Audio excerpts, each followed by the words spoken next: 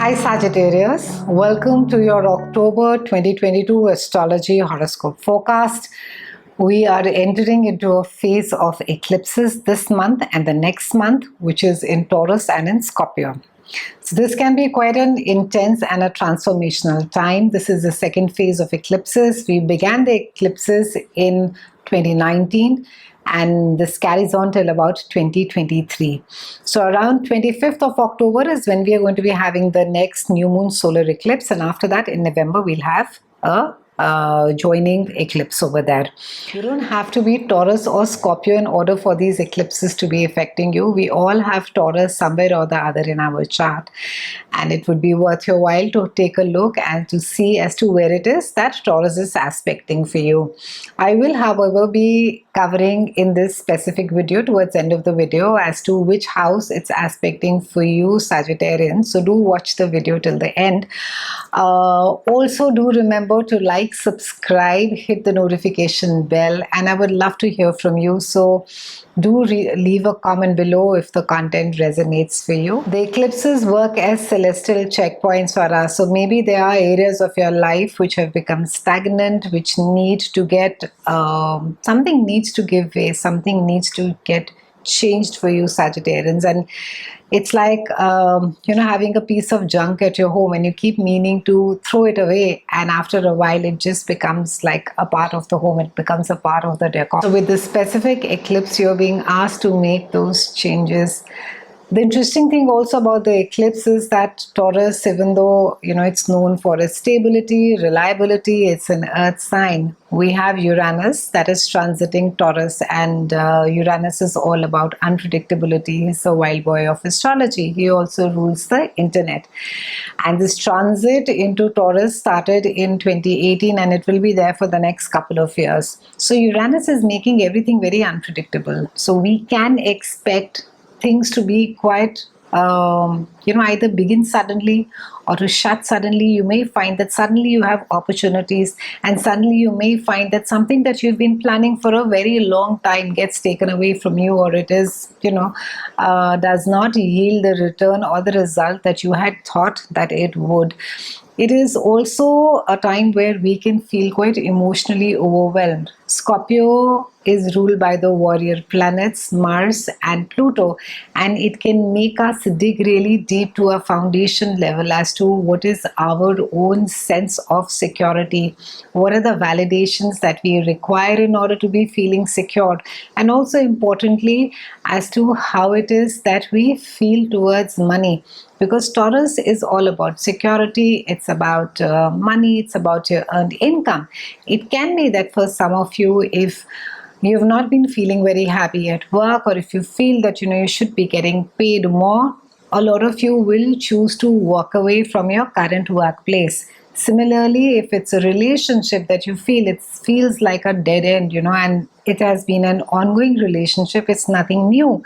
And there may have been an acceptance of thinking that, I know this is how it is going to be, or and there's an acceptance. But you'll find with the eclipse, that you feel that I don't think I want to be in this dead-end relationship, which has become so stagnant that it is not going anywhere.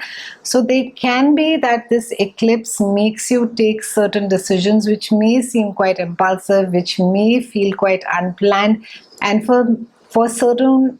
For some of you, it may be quite overwhelming to feel this entire pressure of the eclipse, or this need to sort of bring about some change or do something about it. I'll break down the month for you. On the 2nd, we have Mercury, which is going direct in your groups of friends, and these are the people with whom you hang around. These are the people who are your tribe, with whom you share your thoughts, your visions, your life mission, and there can be a lot of conversation. Maybe there's a group sort of a collaboration that you're doing. Maybe you're starting a business with a friend, with a group of friends. Maybe there are conversations around expanding your business, which you are doing with a group of friends.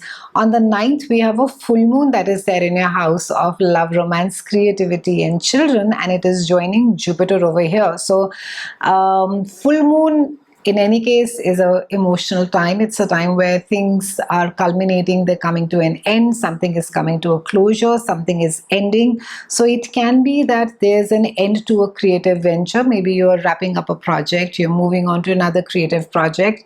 It can be also that there's a hobby, maybe you've finished learning about it, maybe you've just finished the process of understanding it, and you could see the completion of a love affair as well, or in some cases, depending as to how the planets are aspected for you, it could deepen or it could heighten as well. So it is also that if you break up with somebody, it is something that has been sort of been there in the pipeline. It's nothing new. It's not going to, I think maybe the breaking up bit of it could startle you, but it's something that you've known for a while and you've just sort of taken it in your stride and you've said, all relationships don't have to be in a certain way, maybe some end, and maybe, this is how it is supposed to be.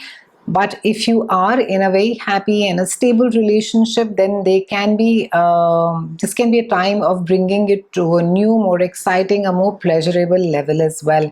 Going out and having fun is very important during this time, Sagittarians, and you could, you may not be inclined to do anything that is not fun for you. So you're going to be more enthusiastic, passionate. You are being encouraged to be more spontaneous as well, but watch out that there is a fine line in being joyous, adventurous and risky behavior. So try and be a little careful over there, that you don't go overboard and you don't sort of cross your boundaries or even others' boundaries. It's fine to sort of party hard, but then do keep your safety in mind as well.